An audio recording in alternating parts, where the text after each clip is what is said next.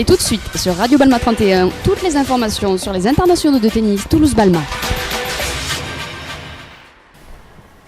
Eh bien, merci d'être venu. Alors, très rapidement, on va vous parler de ce tournoi. Mais c'est surtout Michel Renaud, notre juge-arbitre, qui est un juge-arbitre international, qui va intervenir, qui va vous expliquer comment on a constitué le tableau, quels sont les meilleurs joueurs et quelles sont les chances pour nos joueurs locaux.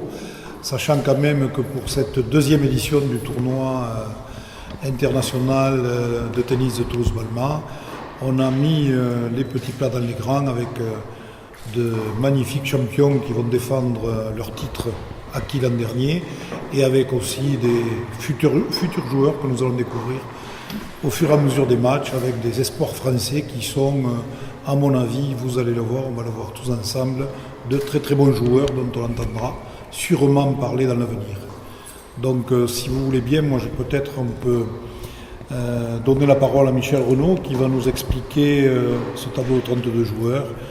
Bien, je dois dire que ces internationaux de tennis Toulouse-Balma 2015, ça va être un excellent niveau, dû au fait qu'il se trouve que pour une fois dans l'année, il n'y aura aucun challenger en Europe en même temps, et que ce tournoi de l'ITTB est suivi par un tournoi futur 15 000 plus H à Poitiers, et les joueurs préfèrent venir à Toulouse ici jouer plutôt que d'aller en Chine ou aux États-Unis où il y avait des challengers. Donc c'est une date très favorable pour ce tournoi de Toulouse-Balma, et c'est une date, Président, qu'il faudra conserver parce qu'il n'y a pas beaucoup de concurrence à la même date, et ce qui est important.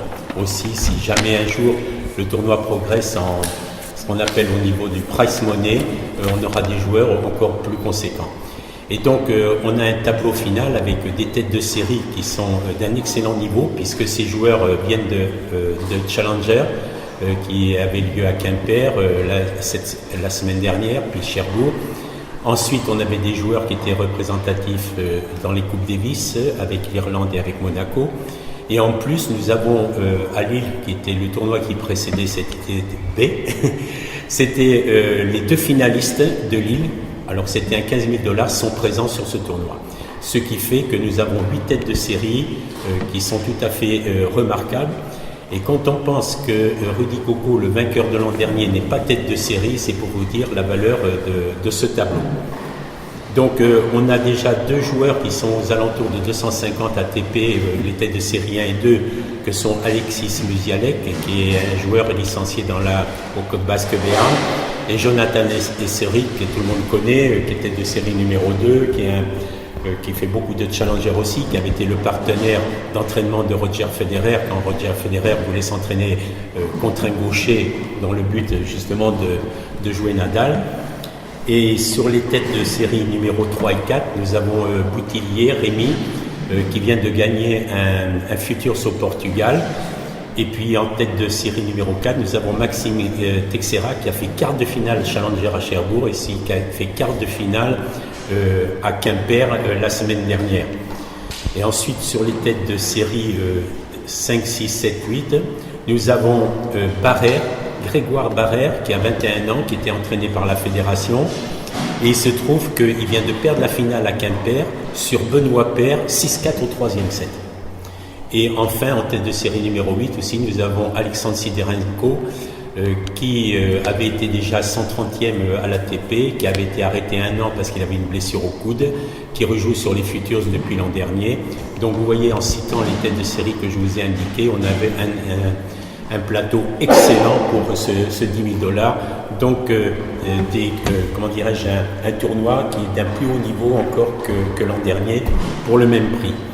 De même, il faut signaler que pour les qualifications, l'an dernier, le tableau n'était pas tout à fait plein puisqu'il y avait 30 joueurs. Et cette année, 41 joueurs ont signé pour un tableau de 32. Donc non seulement le tableau est plein, mais malheureusement, on a dû refuser l'acceptance de joueurs, de 7 joueurs pour ce tournoi.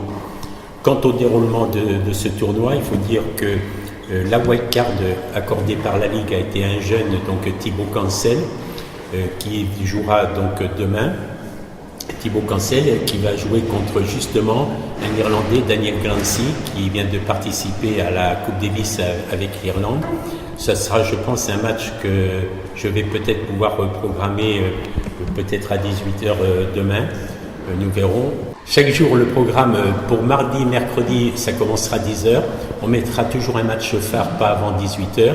Par contre, jeudi, mercredi, ça sera la fin des 8e, on commencera à midi. Vendredi, quart de finale, on commencera à midi. Les demi-finales, samedi, seront à partir de 14h30 et la finale à partir de 15h. Aussi, je pense que tous les passionnés de tennis seront présents pour voir de très très beaux matchs. Et aussi, je dois souligner que pour un $10 000, je l'avais déjà fait l'an dernier, nous avons avec le président de la Ligue qui est directeur du tournoi, son bureau qui est pratiquement le comité du tournoi. Nous avons une organisation qui est parfaite. Les joueurs sont très contents de venir ici, très, très bien accueillis. Et je pense qu'à partir du moment où les joueurs sont bien accueillis, il y aura non seulement une très bonne ambiance, mais aussi nous aurons de très très bons matchs.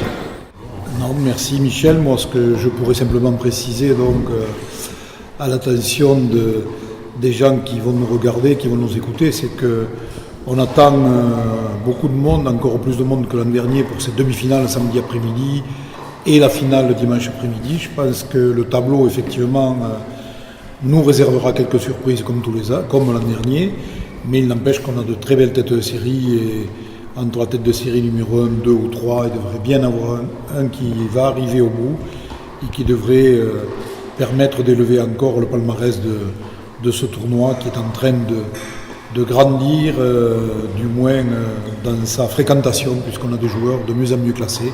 Quand on sait qu'à Roland-Garros, je crois Michel, qu'au qualif on a des joueurs 160e, 180e, ici on a des joueurs qui sont un peu plus de 200. Donc on est très très près du très haut niveau, et en tout cas on est dans le très haut niveau international, et ça nous fait bien plaisir, car pour nous organisateurs, le travail est le même, pour les bénévoles qui sont impliqués dans cette organisation, le travail est le même, qu'il y ait de bons joueurs, de bons joueurs. Le tout, c'est que l'on puisse proposer du tennis de haut niveau à tous nos spectateurs, à tous les amateurs de tennis, mais aussi et surtout, je dirais, à tous les amateurs de sport. Voilà, donc vous travaillez, vous êtes sur Toulouse, vous êtes dans la Haute-Garonne, Balma, c'est très bien placé, c'est pas très loin, vous pouvez venir nous rejoindre.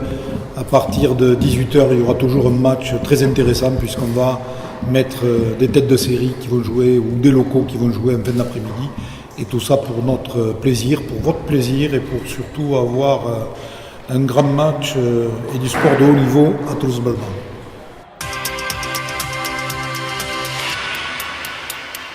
Pendant les internationaux de tennis Toulouse-Balma, Radio Balma 31 vous informe. L'actu, les interviews, c'est sur Radio Balma 31.